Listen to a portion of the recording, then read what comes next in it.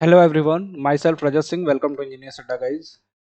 तो गाइज आज का ये वीडियो बहुत ही स्पेशल है और काफ़ी बच्चे बार बार ये क्वेश्चन पूछते हैं कि सर कंसंट्रेशन नहीं बन पाता है पढ़ाई पे, स्टडी पे। और कई बार फोकस्ड होके पढ़ते हैं तो उसके बाद कुछ समय बाद वो सारी चीज़ें दिमाग से निकल जाती हैं। जैसे कि लाइकवाइज अगर एक सब्जेक्ट कोई पढ़ रहे हैं, उस सब्जेक्ट को पढ़ने के बाद फिर 2-3 सब्जेक्ट एक्स्ट्रा दूसरे सब्जेक्ट को पढ़ने लगे तो कुछ समय बाद उस सब्जेक्ट की पढ़ी हुई चीज़ें सारी की सारी दिमाग से निकल जा रही हैं। कई बार ऐसा होता होगा कि आप अपने जो अकाउंट्स होते हैं उनके पासवर्ड्स भूल जाते होंगे बार-बार। ऐसा मतलब बहुत अक्सर लोगों के साथ ऐसा होता है। रीज़न क्या है?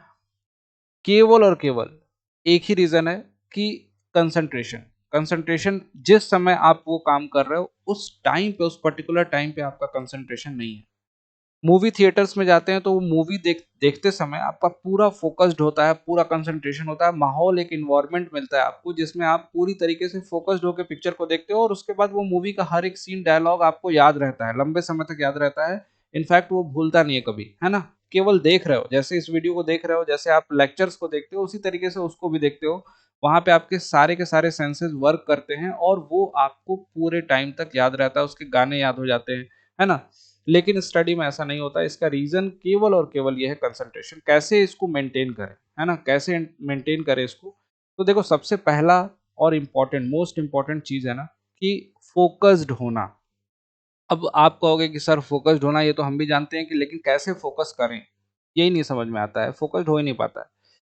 तो जब भी आप किसी भी काम को कर रहे हो ना, तो उस टाइम पे उस काम के अलावा दूसरा कोई भी काम आपके दिमाग में नहीं चलना चाहिए।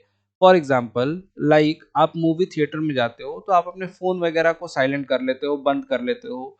पूरी तरीके से सोचते हो, किसी का फ़ोन आ रहा है तो भी नहीं रिसीव करते हो, सोचते हो कि पूरी मूवी देखूँ, डिस्टर्ब ना करे कोई, है ना? जब भी आप पढ़ने बैठें तो कोशिश करें कि मोबाइल को फ्लाइट मोड पे डाल दें, ताकि आपके चैट, मैसेजेस, व्हाट्सएप, इस समय तो बहुत सारे, देखो व्हाट्सएप पे बीच-बीच में 5-5 मिनट में मैसेज आएँगे तो वो आपको डिस्ट्रैक्ट करेंगे, है ना? कि आपको रिप्लाई करना है, देखना है। एटलीस्ट ये करके देखो गाइज़, आप 100% आप उस सब्जेक्ट पे कंसंट्रेट कर पाओगे और कंसंट्रेशन जैसे ही आपका बनेगा, वो सब्जेक्ट आपकी मेमोरी में अच्छे से स्टोर होगा। वहाँ पे आप जो पढ़ोगे वो भूलोगे नहीं। चाहे आप टेस्ट दे रहे हो तो भी फ़ोन साइलेंट होना चाहिए। आप किसी सब्जेक्ट को पढ़ रहे हो, फ़ोन फ्लाइट मोड पे होना चाहिए। तो इस तरीके से अगर आप फ़ॉलो करोगे रूटीन को, डेफ़िनेटली आप उन सब्जेक्ट में बहुत अच्छा कर पाओगे। छोटी-सी टिप्स है, पढ़िए, देखिए, उसके बाद लिखने की कोशिश कीजिए, बंद करके कॉपी। जैसे आपने कुछ पढ़ा, आपने क्वेश्चन्स लगाए, आपने सारी चीज़ें देखा, तो उसके बाद आप कोशिश क्या करो ना कि आपने उसको देख लिया, पढ़ लिया, सारी चीज़ें नोट कर ली। उसके बाद कॉपी वगैरह सब बंद कर दो, साइड कर दो और एक white sheet, plain white sheet लीजिए और व्हाइट शीट पेन लेके और कोशिश करिए कि जो आपके दिमाग में वो चीज़ें आ रही हैं, रिकॉल करिए कि आपने क्या-क्या पढ़ा है, उसको लिखिए उस व्हाइट शीट पे।